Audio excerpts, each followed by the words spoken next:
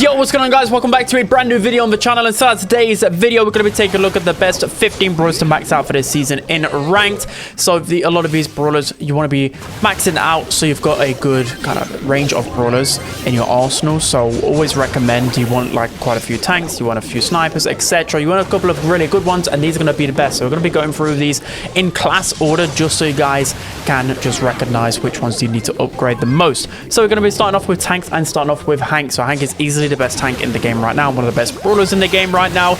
Main reason being is because Hank's just good at literally everything. He's so good at defending himself once he gets his super. The only thing you've got to worry about is getting that first super, making sure not to waste it, and cycling your supers like crazy. You don't even need to stand still to heal, because by the time you've charged up your bubble, you've got a few more attacks, you're going to have your next super, you hit someone with your super, you're just cycling like crazy. And then the hyper charge is good. On top of that, the shield gadget is just so incredibly broken. Hank is literally so strong everywhere. Even on the open maps, pro players abuse the Hank. He's just so tanky. Just make sure to abuse him as much as possible, because the casual players don't know how good Hank is, so you can get some free wins with him. Next tank you need to be upgrading is Buster. So even with a recent nerf, the smallest HP nerf in the world, he still easily is one of the best brawlers in the game, thanks to his hypercharge. So his hypercharge super isn't anything crazy. It's just a fact that you can just go with your teammates and charge up your hypercharge for free in knockout, in those slower paced game modes, gem grabber, etc. And then the hypercharge stat boosts are just so good with Buster because of his gadget as well.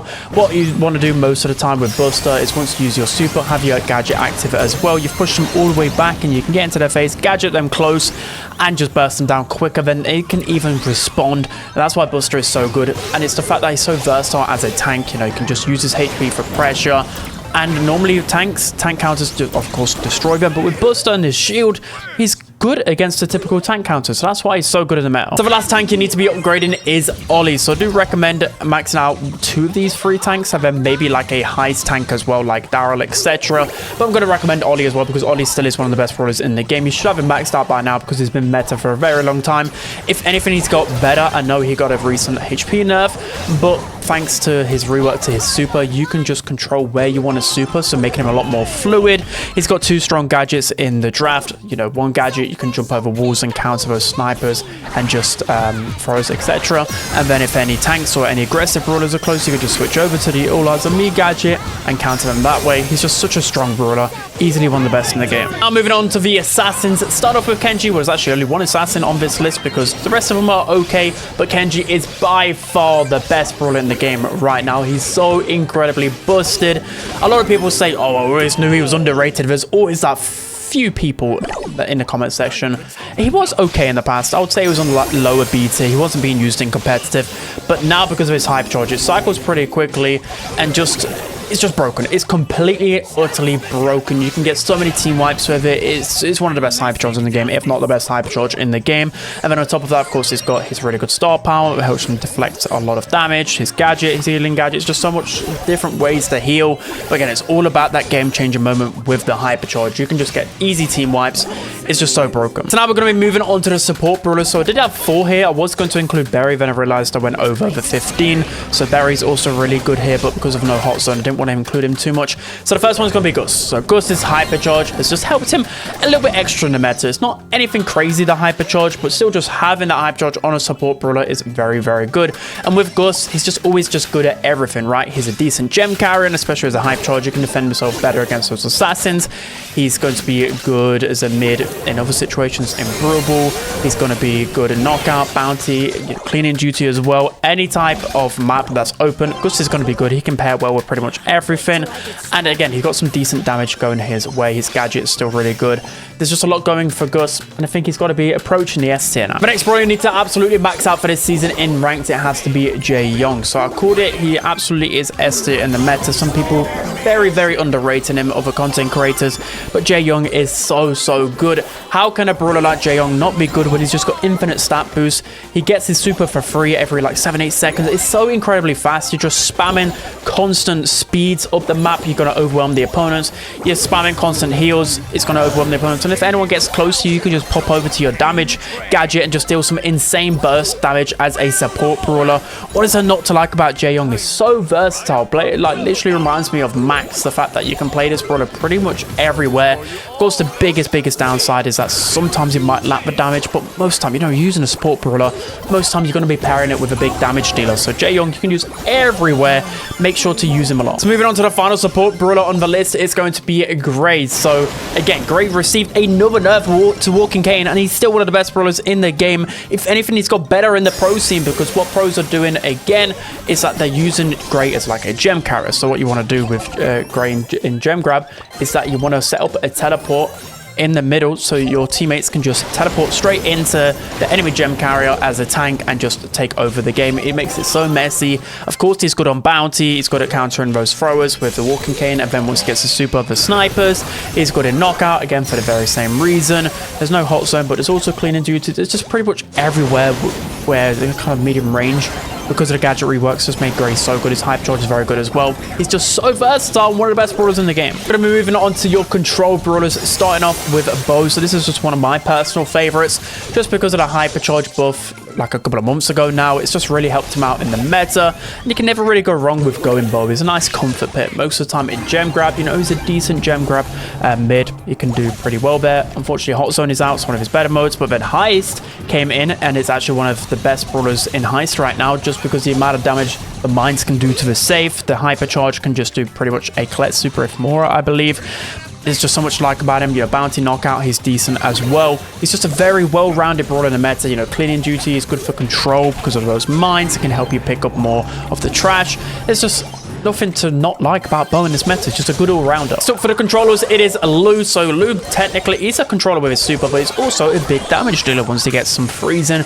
But Lou is still so solid in the meta. He was a top, I think, 8-picked brawler in monthly finals, and he didn't receive a nerf, whilst a lot of brawlers around him did.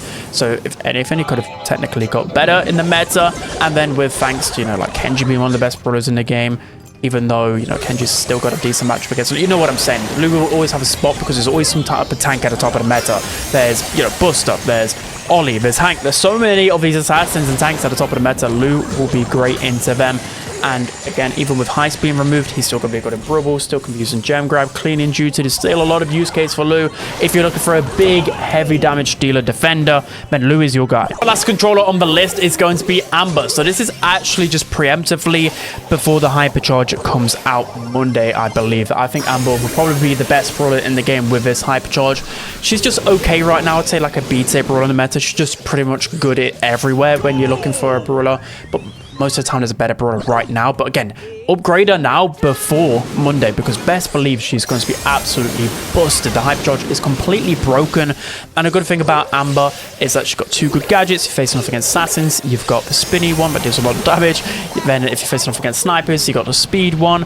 And again, there's so many like gears and different ways you can manipulate your build with Amber. And it literally every mode outside of the bounty and knockout, you can go Amber, because she's just good into everything. Now moving on to your damage dealers, starting off with Carl. So Carl, even with the gadget nerf, is still one of the best brawlers in the game. Absolutely. It's still the fact that by the time, you know, the opponent's going to close you down, those buzzers, those mortises that are trying to get on top of you, well, your fire gadget is just going to help you get kills so easily. His hypercharge still charges with 2 supers, which is nothing crazy, but it's some good stat boost. And it's the fact that Carl, whenever he's meta, he's just good everywhere. He's a really versatile brawler, especially in ranks, because you can just switch over your builds, switch over your gadgets.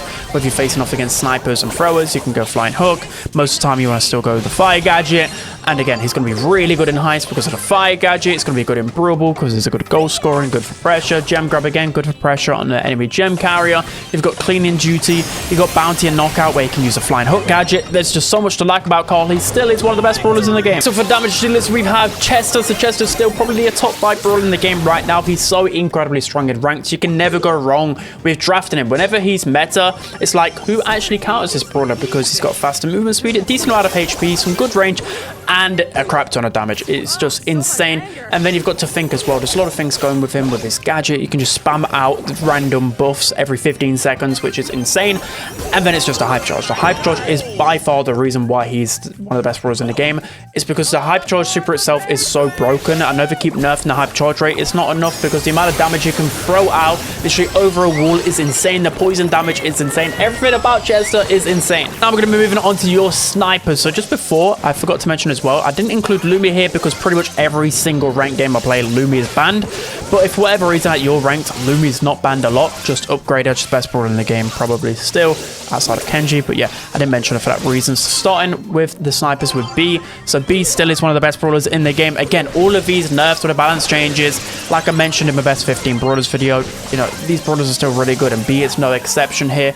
Unfortunately, Hot Zone was removed, so one of her better game modes, but Clinging Duty is still a really good game mode for her. Still, Rattled Hive is going to be a big problem, as the fact that there's so much versatility to her. One of her best counters, Mr. P, got a lot worse in the meta the past few months, so that's kind of freed her up. The only really big counters are probably other snipers, and they're just not that good in those medium range maps, whereas B really is. That's where she thrives, dealing so much damage. You can use her pretty much everywhere right now outside of knockout and bounty, so do use a lot of B. She counters those tanks so well. So the final sniper you need to max out is definitely Angelo. Angelo is still an absolute menace in the meta, even with the recent gadget nerf. It just wasn't enough to take Angelo out of the meta. As always, Angelo's really good in knockout, really good in bounty. The fast movement speed is just too good. The Pierce gadget just deals so much damage. You can do 4k damage for a wall. It's just absolutely insane. And it's the fact that even if you have a tough matchup, you can still get out of it if you're using the jump gadget as well. And other snipers will just always have a hard time hitting you because of how fast you are, and that's just always such a good attribute to have. You can float over water, which is going to be really good on a select few maps on knockout, like out in the open.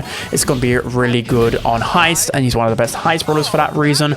Such a solid brawler, and Angelo's always been in and around the A tier in the meta. So moving on to the last brawler on this list, it is the artillery brawlers, and I've only included Juju here just because the other artillery are just okay, and with the removal of Hot Zone, don't really see myself going too many throws right now. But Juju still is one of the best brawlers in the game and still didn't receive another nerf. So again, the best thing about Juju is just so much versatility. You can go invisible, you can have a shield, you've got a pet that has so much health and it can slow people, you've got an attack that can just fly the longest range in the game, near enough it's longer range than Piper.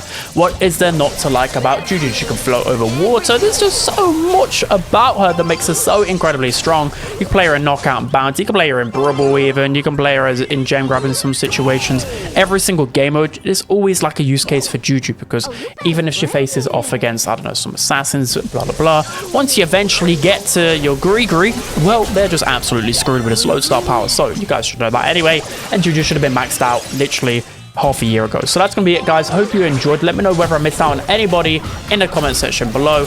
And yeah, hopefully I will be moved out in a couple of days. I'm gonna guess Saturday, just because I finally got my internet at my new house, so hopefully I get that sorted. But yeah, no streams till next Monday, guys. But I hope you enjoyed. Don't forget to like, comment and subscribe, and I'll see you guys next time.